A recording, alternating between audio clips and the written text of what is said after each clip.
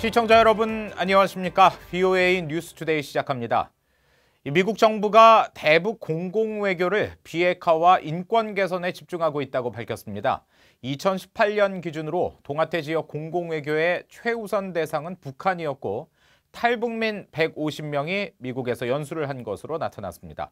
첫 소식 김영권 기자가 보도합니다.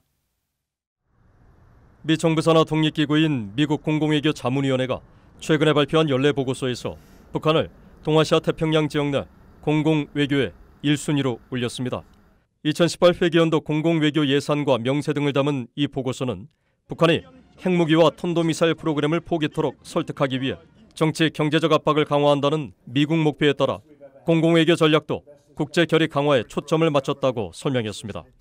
북한 정권이 국제 평화와 안보에 제기하는 도전을 전 세계에 제대로 알리고 북한 위협에 대한 인식을 높이기 위해 국제 기자들을 대상으로 보도 투어 프로그램도 제공했다고 밝혔습니다. 보고서는 또 북한의 끔찍한 인권 문제 개선에도 공공외교에 초점을 맞췄다고 밝혔습니다. 북한 내 가혹한 인권 현실을 대변할 수 있는 탈북민들의 증언을 담은 동영상 등 디지털 프로그램 제작과 탈북민 영어 교육, 미국 연수 프로그램도 진행했다는 겁니다. 제가 생각했을 때는 대통령님께서 이제 우리 북한 인권에 대해서도 많이 이제 궁금해하시는 것 같고요. 사실 김정은을 만났을 때 북한 인권에 대해서는 멘션 안 하셨지만 그 후에 이제 많은 탈북자들을 만남으로 인해서 인권에 대한 이런 심각성을 많이 듣고 계신 거 아닐까. 미 정부 보고서는 이어 주한 미국 대사관이 탈북 청소년들에게 민주주의 가치와 리더십 개발 등을 지원하는 프로그램을 시범 운영하고 있다며 탈북 청소년들이 지난해 미국 대학 방문과 전문가 면담 등 여러 문화 활동에도 참여했다고 소개했습니다.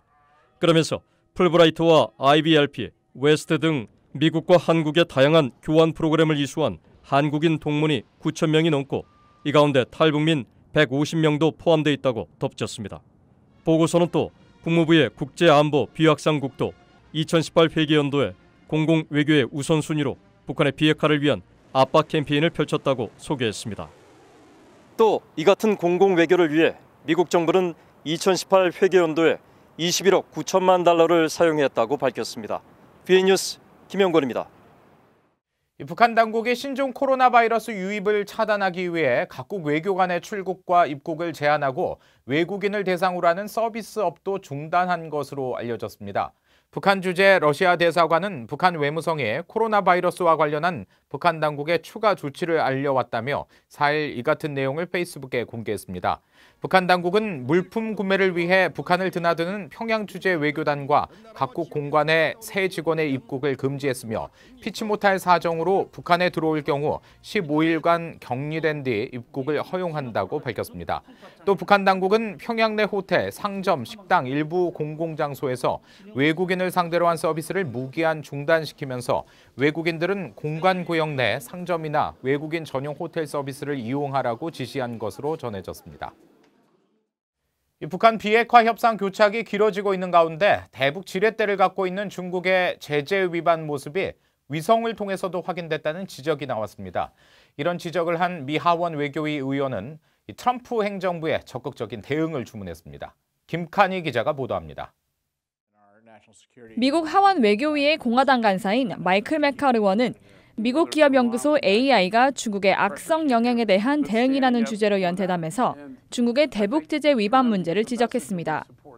중국의 대북 제재 완화 추진과 관련된 질문을 받은 맥칼 의원은 중국이 대북 제재를 이행하지 않고 있는 사실은 위성 사진 등을 통해 확인할 수 있다고 밝혔습니다. I think China's in violation. I mean, we've seen this through imagery, satellite imagery. They're violating, the sanctions that we've placed. 맥칼 의원은 이어 북한과 비핵화 합의를 이루는데 중국은 미국의 최고의 질에 따르면서 중국도 북한이 핵을 보유하는 것을 원하지 않을 것이라고 강조했습니다.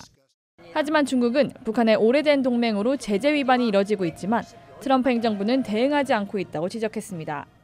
This sort of alliance we're seeing between Russia, China, Iran, and of course North Korea has been, part of it for a long time. But, they have been in violations, and the administration hasn't responded.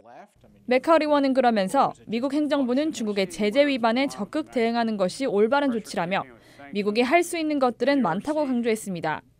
메커 의원은 앞선 강연에서는 중국이 중화인민공화국 건국 100년을 맞는 2049년까지 미국을 제치고 경제적, 군사적, 정치적 리더가 되기를 바라는 중국의 희망을 상기시켰습니다.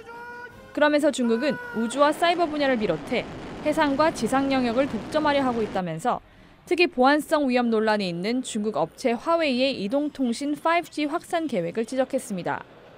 메커 의원은 또 새로운 위협은 북한과 러시아, 중국, 이란으로부터 오고 있다며 미국은 해당 국가들을 주목하고 있다고 강조했습니다. VOA 뉴스 김칸입니다. 북한은 여전히 개인의 인터넷 사용을 금지하는 유일한 나라며 디지털 환경도 가장 열악하다는 조사 결과가 나왔습니다. 휴대전화 사용자는 점점 늘고 있지만 인터넷 보급률 또 소셜미디어 이용률은 세계 최하위를 기록했습니다. 조상진 기자가 보도합니다.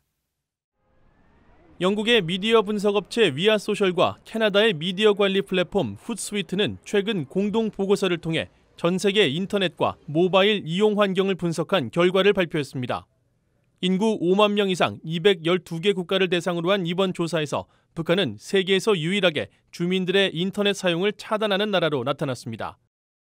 인터넷 보급률 조사에서 북한만이 유일하게 당국의 차단 조치로 인터넷 보급이 전혀 이뤄지지 않고 있다는 것입니다. 또 인구 대비 인터넷 접속률도 주민 2,570만 명, 즉 인구 대비 100%가 인터넷 접속을 할 수 없는 것으로 조사됐다고 밝혔습니다. 북한은 이어 페이스북과 트위터 같은 SNS 사회 연결망 이용 비율도 접속 차단과 조사 표본 없음을 이유로 조사 대상 212개국 가운데 꼴찌를 기록했습니다. 북한의 휴대전화, 즉 모바일 이용 환경도 좋지는 않지만 그나마 사용자 수는 증가한 것으로 평가됐습니다. 북한의 휴대전화 가입자 수는 2017년에 389만 명, 2018년에는 428만 명이었다가 지난해는 1%포인트 늘어난 452만 명이었던 것으로 추산됐습니다. 그러나 북한의 이동통신망은 2009년 시작된 3세대 통신망이어서 최근 전 세계에 보급되고 있는 5G 이동통신과는 비교하기 어렵다는 평가입니다. 전문가들은 북한 정권이 외국 문화의 유입과 확산을 막기 위해 인터넷과 휴대전화 사용을 통제하고 있다고 지적해왔습니다. They really have done a very good job so far. So they certainly know that this is a big battle that they need to win, and they're putting everything into it. 이번 보고서는 북한의 휴대전화 가입자 수와 모바일 기술 환경이 조금씩 나아지고는 있다면서도 전체 인구 대비 사용률은 18%로 전 세계 최하위권에 그쳐 미국과 한국 등과의 격차는 여전히 크다고 지적했습니다. VOA 뉴스 조상진입니다. 중국이 지난해 9월부터 12월까지 넉 달 동안 약 1,160톤의 정제유를 북한에 공급했다고 보고했습니다. 유엔 안보리는 4일 홈페이지를 통해 중국의 대북 정제유 공급량이 지난해 9월 2,960톤, 10월 약 3,100톤, 11월 1,980톤, 12월 2,100톤이라고 공개했습니다.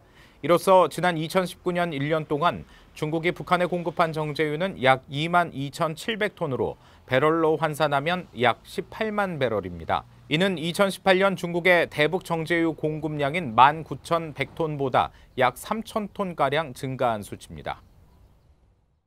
미국과 북한은 유관국들과 협의 아래 한반도에 포괄적인 평화체제를 마련해야 한다고 워싱턴의 민간단체 미국 평화연구소가 제안했습니다.